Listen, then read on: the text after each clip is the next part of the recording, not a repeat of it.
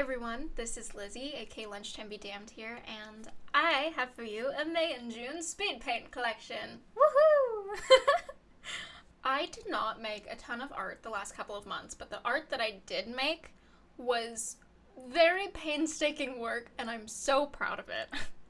I've been really busy the last couple of months with personal stuff happening in my life. There's been a lot of stuff. As well as I've just been working on non-drawing things. I've been working on a lot of writing. A lot of this art is for my fanfic, The Space Between Us, which is a Alistair and Vox backstory fic. You actually see me working on that right here, right now. It's the first piece I did was a 5-page comic that happened to coincide perfectly with Radio Static Week. It is the only post I posted for Radio Static Week, and it was for day 1, rejection/confession, because it has both of those, and it is perfect. And it's a scene from chapter 1 of the fic. All of my links will be in the description if you want to read my stories or look at my art or whatever. But yeah, it was a really great challenge, and I had a lot of fun with it, but it completely fucking burnt me out so hard. I couldn't even look at this comic until, I want to say, like 3 weeks ago, and then I was like, oh wait, I like it again. I can look at it and not feel the crippling exhaustion I felt making it, because I time crunched this so hard. I was in the middle of writing the fic. My original plan was to not post the fanfic until the entire thing was done, but then Radio Static Week was happening, and it was so perfect. So I time crunched, finished the first chapter editing, and did all 5 of these pages, I think in like a week. Which, I don't know how I did this in a week. It was such an insane amount of work. I put in so many hours. I finished it, like, day of. I think I posted it, like, 5 p.m. my time. What else did I want to say? Oh, yeah, the stuff I've been working on outside of drawing, because I needed a fucking break so badly. I've been working so much on cosplays and sets and all kinds of that stuff. Oh my god, for my birthday, I bought myself, for my birthday this year, which was May 30th, woohoo, my birthday, woo, I'm 24, awesome. I actually have a birthday drawing that I did for myself, which you will see later in this video, but oh my god, I bought myself the most expensive thing I have ever purchased for myself in my life. I got a professional fucking sewing machine, okay? Like, I got a Janome. It's beautiful. It is hardcore. I fucking love that bitch. Oh my god. I'm so excited.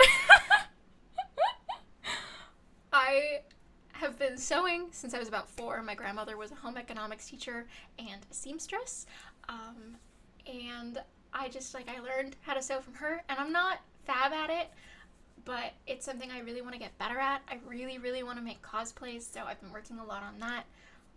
I'm currently planning a whole Angel Dust CMV, and I've been doing so much.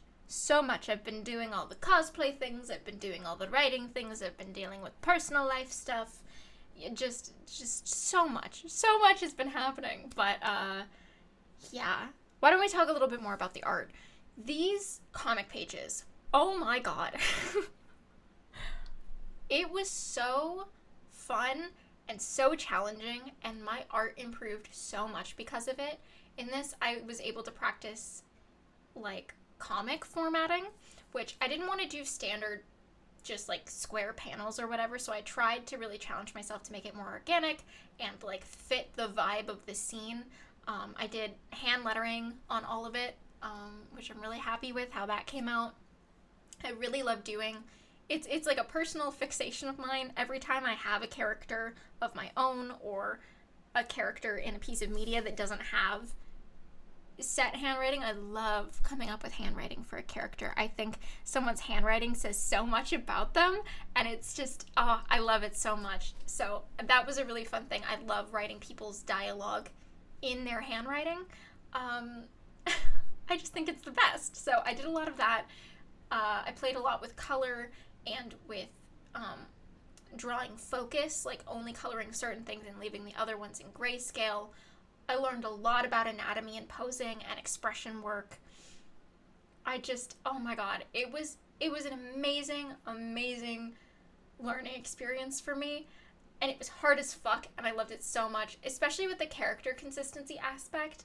I was really scared of that. That's one of the reasons I've held off from doing more comic-y type projects for so long, other than just the fact that it's incredibly time consuming, and just anyone who does comics or animation, my god, you are the strongest people alive, you know? But it's one of the reasons I haven't done it, is because I've been terrified of the beast that is character consistency. How do I master this giant thing that is so difficult? And I think I managed it pretty decently. It was a good starting point because these are not my characters. You know, these are from an existing piece of media that I have bountiful references for, as well as billions of pieces of fan art to see how other people like draw certain expressions that might not have shown up in the show yet or whatever, and just seeing not only, oh my god, this has been, every single piece of Vivian's work has been so instrumental in me learning this year. Like, I've learned so much about simplifying characters, about like exaggerating like anatomy, and oh my god, it's so cool. And then seeing also just learning from her work, and then learning from the fan art that people make of her work, and finding so many artists that just inspire me endlessly because of this. That's one of the best parts of fandom, right? Is finding people who have similar interests as you that just inspire the fuck out of you. It has been so amazing, and just like, oh my gosh, I do not have a natural predisposition to art. I've been taking art classes on and off since I was 4. I've been drawing almost every single day since I was like 4, and I'm just now getting to this point. And a big part of why I'm finally making progress is because I've been really trying to push past fear and do things even if I think they're gonna suck. And I have seen such insane progress in my work just since January of 2024. It is insane, and especially since I got into Vivian's work. Oh my god. It has been some of the most fun months of art of my life, and I'm so beyond, like, I'm trying not to say the word excited 40 billion times, but I'm excited. Oh my goodness. Oh my gosh, that's it. Okay, I was sitting here trying to think what else has been eating up my time, because I felt like I was doing more art than this. 2 things. One, I've been drawing a lot more in my sketchbook, which has been a ton of fun. And secondly, excuse you, my neighbors are scraping their chairs on the floor above me. And shush. And secondly, I had the best fucking idea ever for a fucking Vox animatic, and oh my god, I'm so fucking excited about it. Oh my god. I haven't seen anyone else do something with Vox to this song that I'm planning on working with for this, and it's, oh my god, it's perfect. So, I'm not gonna spoil it here, but you'll have to keep your eyes out for it. I'm so excited. Anyway, that's a long way off from being finished, but I am teasing it now because I cannot help myself. And yeah, just working through these comic pages. I will say, as time went on, as I got further and further into doing the 5 pages, I was losing steam. I was exhausted. I was not sleeping. My body hurt like a fucking bitch. It stopped being fun towards the end there, and I was just trying to make it decent enough that I could post it, but I'm still really proud of how it came out. That fucking sketch of Vox making Alistair kiss his little TV screen and Alistair's nose being all pushed up on the screen is one of my favorite sketches I've ever done of anything ever, and I really would love to turn that into like its own piece, because I don't know, I feel like I could do the sketch more justice now, that it's been a couple of months of practicing artwork and drawing these losers. But this is so much, god, I love this. One of the things you'll see a lot in the work from this couple of months is practicing a lot of anatomy perspective. It's something that I started when I first got CSP. You can see it in my last, I think it's my my last art collection, the only other one I have up at this point, it's the April art collection from 2024. And in the first thing I ever drew in CSP, I started practicing perspective on anatomy, which has been so helpful. So helpful. My goodness. And it's just been so much fun experimenting with that. And, like, I loved in this. Another thing I've been working with is playing with the different settings and, like, masking features and color aberrations. Is that what it's called? Hold on. What are you called? Effect. Chromatic aberration. That's what it's called. I've been loving playing with that, especially since there's so much glitching and static with Vox and Alistair, and especially in like a nostalgic VHS-y sense, which you'll see in a drawing I did of my Hazbin OC a little bit later on.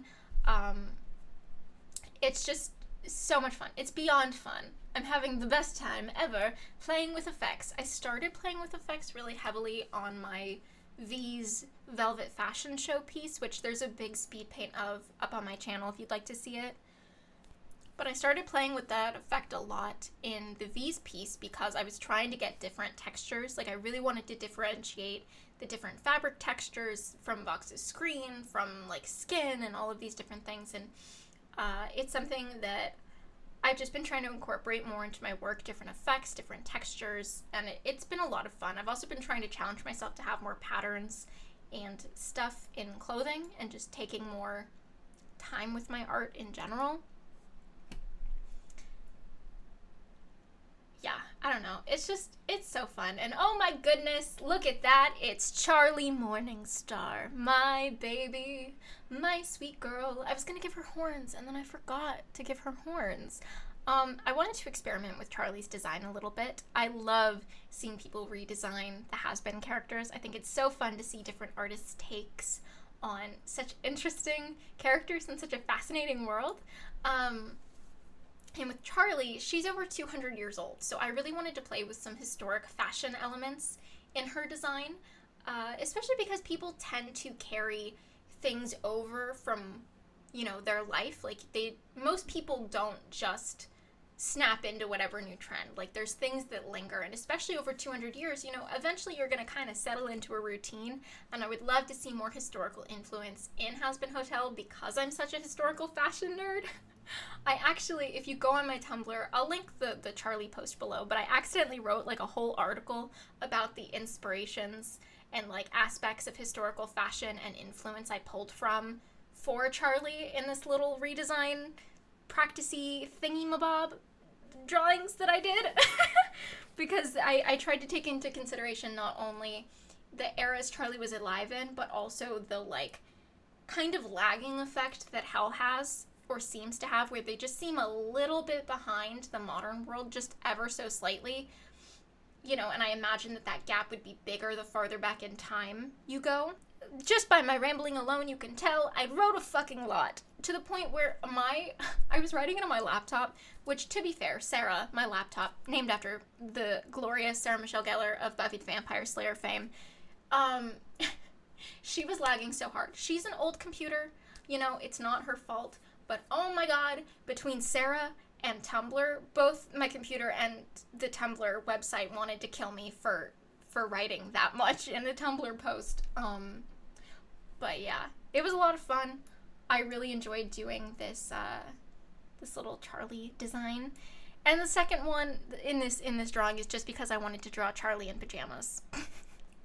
Okay, so this drawing of Alistair. So I don't typically draw creepy things. I'm not a very big fan of horror. I'm a little chicken, and I don't like it. Halloween is my favorite holiday, but in the Halloween Town, scary godmother, Jack Skellington kind of way. Not in the fucking horror movie, everyone's miserable and dying, bloody, gory, guts deaths kind of way. I don't like that. I want peace of mind, thank you very much. And so I don't usually draw intentionally unsettling things, and I wanted to change that a little bit here. I wanted to see if I could accomplish drawing something a little bit creepy, and I think I did, which is very, very exciting. Fun fact, one of the reasons it took me so long to get into Hazbin Hotel is because of Alistair and his design, particularly the fan art that was happening before the Amazon show came out. I found his design so unsettling. I found him so creepy and so just like, he gave me the full body visceral, nope, I must flee reaction. And the only thing I can kind of liken it to is like, I really had an issue before I desensitized myself to like tiny sharp teeth. Like when I saw Auntie Ethel's hag form in Baldur's Gate 3 with all of her many teeth, and so, oh no, I just wanted to run away and not ever fight her. I did, but I did not like it. And now I'm fine with her design, and I think it's really cool. And even though it's still creepy and gross, it's very good design. It's very interesting. And I feel the same way about Alistair, except I find him handsome, and we're not going to talk about that because I have issues. This is a tangent. I don't like how much this show is making me attracted to characters that are just, why do I like a TV-headed man? Why? Why is he sexy? I don't understand and I don't like it. I'm not a stranger to liking animated characters. That is not the issue here. It is finding the serial killer cannibal deer who hasn't brushed his teeth in 40,000 years fucking hot. No! Why do I like the Tumblr sexy man? Get it away from me! Anyway. Point is, I wanted to draw a little bit from how unsettling I used to find Alistair before I watched the show. And yeah, I think I did that. Oh, stinky boy. Stinky, stinky boy. So as you can see at this point, I was playing a lot with painting, and you might think, oh, they're finally not doing Hazbin Hotel art. Wrong! Wrong. This is my Hazbin Hotel OC Jasper. I was not free of the Hazbin clutches. I could not escape. But yeah, I saw a lot of people were making a lot of really cool Hazbin OCs, and I decided to join in. I have never really been a person that's very big on making an original character in a fandom world that's like my character. You know, like when I write fanfic, a lot of times I'll introduce original characters just to help flesh out the world, especially if I'm doing like an AU or something where I need more people for the characters to interact with to make it feel whole.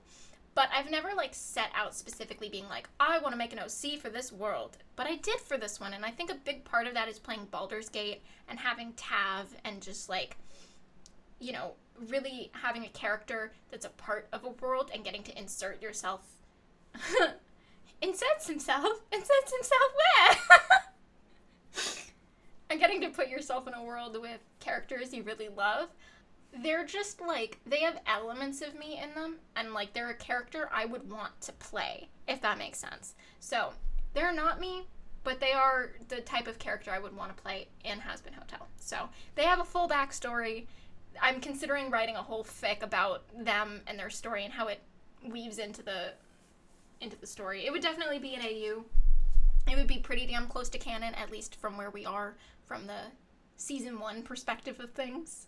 Who knows how it would play into how the future of Hazbin's gonna go. I have no fucking idea, but I have a current idea of how they would kind of fit into things. They have a lot of secrets in their backstory, mwahaha. And they're a dancer that works at the Valentino's Club from the Addict music video, Clubhouse 666, that one, with Angel Dust. They're not super close with Angel, but they're friendly. It's definitely like a close co-workers kind of thing. Like, if they weren't working together, they probably wouldn't have been friends, but since they were definitely pretty close as far as co-workers go. And Jazz feels a lot of guilt because they got out and Angel did not. And yeah, a lot of stuff happens. There's like a whole thing with... Vox is kind of the character that has the most influence on their story up to this point in my development of it. They kind of have like a fling with Vox. It's like a whole thing, and it does not end well for Jazz, and it's just... Anyway, it sounds a little cringy, but cringe is dead, and I'm having fun, and I love it. Yeah, oh my god, I love the story. And basically, post-season 1, after they see Adam get killed by Nifty on the news, they're like, okay, I gotta get in on this Hazbin Hotel shit. They don't think that they can ever be redeemed. They think that they are not worthy of that, but they want to help other people get to that place because they love Charlie's idea. And the only reason they didn't participate before now is because they were trying to stay off of Vox's radar and just, like, not interact with anything quote-unquote important, or things that Vox would find important or threatening, or just basically did not want Vox to find them again, was kind of the vibe. And they end up working at the Hazbin Hotel as the art therapy teacher because in their human life, they were an artist. Oh, I wonder where that came from. Mwahaha. It's like how writers make their main characters love reading books, you know? But yeah, I love Jazz. I really like this poster. This is a poster advertising them working at Val's Club when they were working there back in the day, and I would love to make a sister poster to this at some point of Angel to kind of have them as a set that just live in my little save, like, file folder in my computer. Maybe I'd print them out and put them in my room because I think they're really pretty. And I did play with effects a bit at the end of this.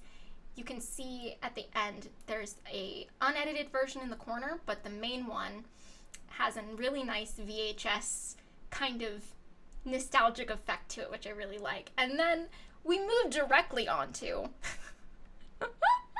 another Jasper piece because I am self-indulgent, and this was my birthday drawing for turning 24. I am a little goofy goober, though, and only remembered to record the time-lapse when I started coloring, which is so annoying. But at least I remembered at some point, right? Basically, for this one, I had drawn it as a little sketch, a little doodle in my just journal, basically, and posted it online, just being like, hello, look, it's my birthday. And then I was like, you know what? I really like this doodle. I would love to make this a little bit cleaner, a little bit nicer. So I decided to throw it into CSP and just, like, fix some of the anatomy and perspective things. And then, before I knew it, it was fully, like, done line art. And then I realized I didn't record it because I had been thinking this is going to be, like, a 5-minute thing where I just fix a couple things, sketch over my sketch, and call it good. No. This has turned into a piece that took me weeks to finish. But I love it, and I got to experiment a lot with character interactions, even if they're not, like, physically touching. This is another example of me trying to get better at backgrounds as well. I'm trying to include more environments in the art that I do, so it's not just floating heads territory, you know what I mean? And I did those windows in the background, which I really, really love. They have apple, snake, and spiderweb motifs on them. And yeah, I made it.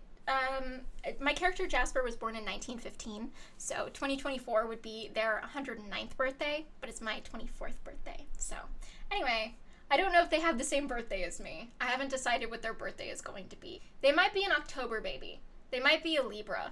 That might be what I'm leaning toward. Oh, right. This was also my first time ever drawing Husk, and I'm so happy with how he came out. But yeah, this was just a lot of fun. It was a good experiment. Good trial time.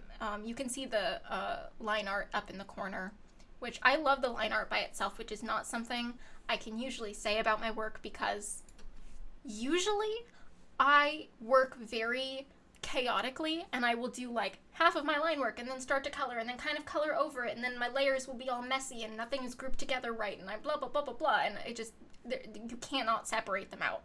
They do not exist together, or I'll like do extra line art on the art layer later, and so anyway, I just really was determined I was going to do full line art for this and then color underneath it and call it good, and that's what I did, and I really like it, and it was a good challenge and a lot of fun. I'm so sorry, I need to find new words, but yes, I'm happy with that. I'm happy with all of this art. I'm very proud of what I accomplished this last couple of months. And then we move on directly to more comic pages for my fanfic. These ones were exciting, in particular because they are embedded in the fanfic itself. The first comic pages were just for Radio Static Week. I posted them on my Tumblr, put a link at the end of the first chapter of the fanfic, and called it good. They would not have fit into the actual fanfic itself with the way the dialogue is structured. It just would have been very clunky, and it just wouldn't have worked well. And I also didn't want to just throw them in at the end, because it just, meh. You know, I wanted to leave off where I left off and have that be the final feeling people are left with. You know, I didn't want to then circle back to an emotional moment after that. So I just didn't include that originally. But these ones I designed specifically to be in the fic, going in specific places. I chose 3 scenes from throughout chapter 4, and I'm so pleased with how they came out. Again, just working on all of the things I've talked about before, environments, character interactions, all of the things. In this chapter, we finally got to introduce Nifty and kind of explore her relationship and early connections with Alistair, and it was so much fun. I adore that little gremlin. She's like the best girl ever. I will say, one of the things I struggle with most about the comics for my fic is that, you know, I really thought it was going to be character consistency, and while that is difficult, it's really not as hard as I thought it was going to be. The hardest part for me has been dialogue. I am such a dialogue-heavy writer. I started my writing journey really in scripts. I am working on personal projects that are screenplays for an animated TV series and all that stuff, and that's what I spent the bulk of my time on, writing-wise, you know, before I got into the fandom space, and for a long time after that. And so my fics in particular, like, I always like to think that dialogue is my strong point, so there is a lot of it in the work that I write. And, like, I love drawing the juxtaposition between, like, what the characters are thinking and what they're doing versus what they're saying, you know? And I think the way that we choose to express ourselves through our voice is so just fascinating. I love the way different people talk and the way they structure things and what they think versus what they say. It's the best thing.